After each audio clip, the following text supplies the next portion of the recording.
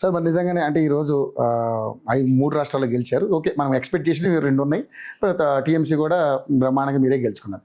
కాకపోతే ఇక్కడ ప్రాబ్లం ఏంటంటే తెలంగాణలో మరి ఈసారి అంటే అధ్యక్ష మార్పు అంటే మీరని కాదు, మామూలుగా ఎవరైనా ఒక ఎవరైనా ముఖ్య వ్యక్తికి ఎవరికన్నా ఆ పగ్గాలు అప్పచెప్తున్నారు. ఎందుకంటే అమిత్ షా గారు చేసిన సరప్రక్రియ అక్కడే కూర్చుని చాలా అద్భుతమైనటువంటి ప్రతిభను కనబరిచారు.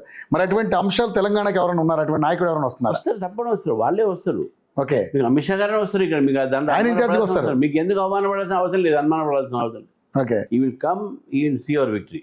ఓకే, ఇప్పుడు జనాగ్రహ సభ పెట్టబోతున్నారు. దాదాపు మీరు 2 లక్షల మంది ఎక్స్పెక్ట్ చేస్తున్నారు. ఏంటంటే జనం ఆగ్రహంగా ఉన్నారు, మీరు ఆగ్రహంగా ఉన్నారు? జనాగ్రహం ఉన్నది మీకు కనబట్లేదా? అంటే ఏ రకంగా? లేదు, ఇప్పుడు మీరే అన్నారు కదా రైతులు చనిపోయారని, అది ఆగ్రహం కాదా? అన్నారు కదా మీరే.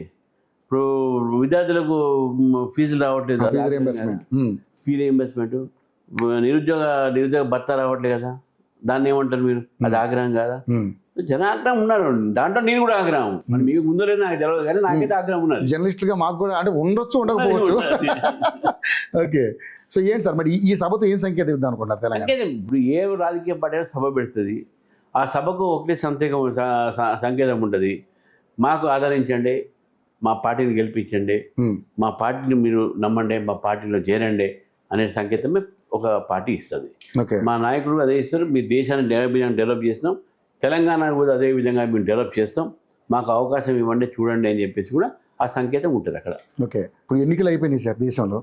సో మొన్న కమర్షియల్ గ్యాస్ బండల విషయంలో 996 రూపాయలు పెంచారు. సో నెక్స్ట్ పెట్రోల్ డీజిల్ కూడా ఘోరంగా పెంచబోతుంది ప్రభుత్వం అని చెప్పేసి మీ మీద వస్తున్నటువంటి ఎలిగేషన్స్ని అంటే అది అందరూ నమ్ముతున్నారు. మీరు అంటే నమ్మరు, ఇది కాదు అని మాత్రం అబద్ధం చెప్పకండి, క్లారిటీ చెప్పండి. పెరగబోతున్నాయి, పెరగట్లేదు? ఎలిగేషన్స్ని మనము దాని మీద ఆన్సర్ చేయడానికి అవసరమే లేదు.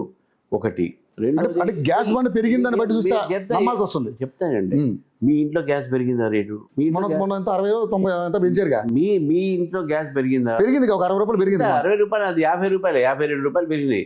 52 రూపాయలు కూడా యుద్ధం చేపట్టి పెరిగినాయి ప్రపంచం మొత్తంలో కూడా. మీకు అందుకనే ప్రపంచాన్ని మీరు కంపేర్ చేసుకోవాలి. బంగ్లాదేశ్లో, పాకిస్తాన్లో, శ్రీలంకలో మనిషికి 4 లీటర్లే petrol rationing. Gas rate double అయింది, పెట్రోల్ రేట్ డబుల్ అయింది. ఆల్ G20 ఏదైనా దేశంలో రేట్లు పెరగని దేశం ఏదైనా ప్రపంచం మొత్తంలో ఏదైనా ఉంది అని చెక్ చేసుకుని గూగుల్ చెక్ చేయండి మీరు. ఏదైనా దేశం ఉంది అంటే కేవలం భారతదేశమే. ఇక్కడ పెరగలే. తర్వాత కమర్షియల్ రేట్లు పెంచాల్సి వస్తుంది, ఎందుకంటే కామన్ మ్యాన్ మీద. లేదా భారత మీకెందుకైనా బాధ? వాళ్ళ మీదే కదా సార్ ఆధారపడ్డారు. ఇప్పుడు ఏదో టిఫిన్ తినాలంటే ఆ కమర్షియల్ మీ ఇంట్లో వండుకోండి, బయట వండుకోలేని పరిస్థితి ఏంటి సార్? బయట పడుకోవాలా? అందుకని సామాన్యుడు ఒక గ్యాస్ పెరగని రోజులు మీరు బాధపడకూడదు. కమర్షియల్ పెరిగితే అది కూడా పెరుగుద్దేమని భయంతో ఉన్నారు సార్ జనం. ఆ భయం అదే అంటున్నా, భయం జనాగ్రహం మీ మీద కూడా ఉంది. భయం క్రియేట్ చేసేదే కాంగ్రెస్ పార్టీ.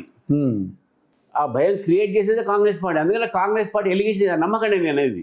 ఓకే, 100% చెప్తున్నా. దేశవ్యాప్తంగా కూడా ఈ దేశంలో ప్రపంచం మొత్తం కూడా ఎక్కడైనా పెట్రోల్ పెరగలేదంటే, గ్యాస్ పెరగలేదంటే, ఎక్కడ కూడా షార్టేజ్ లేదంటే ప్రపంచం మొత్తం కూడా భారతదేశం ఒకటే.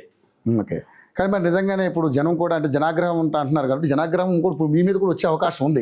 పెట్రోల్ డీజిల్ పెరిగితే పెట్రోల్ పెరిగే అవకాశం ఉండాలి. అంటే ఇక్కడ ఇంకొక మాట కూడా వస్తుంది సార్, చెప్తానండి. పెట్రోల్ ధర పెరుగుతుందా పెరగదా అవన్నీ తర్వాత సంగతి. దేశంలో ఇప్పుడు అందరు సంతోషపడుతున్నారు.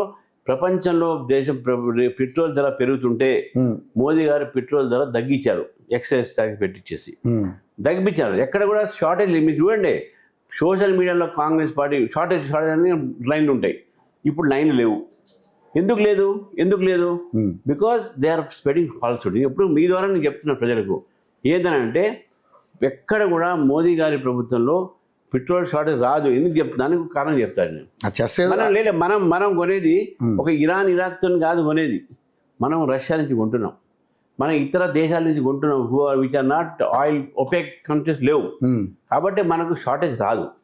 మనకు కాకపోతే ఏంటంటే డిలే అవుతుంది, కొన్ని సముద్ర మార్గాల నుంచి డిలే అవుతుంది. కాబట్టి తర్వాత మన దేశానికి హర్మోజ్ స్టేట్ నుంచి వచ్చిన గ్యాస్ వేరే దేశానికి రాలే.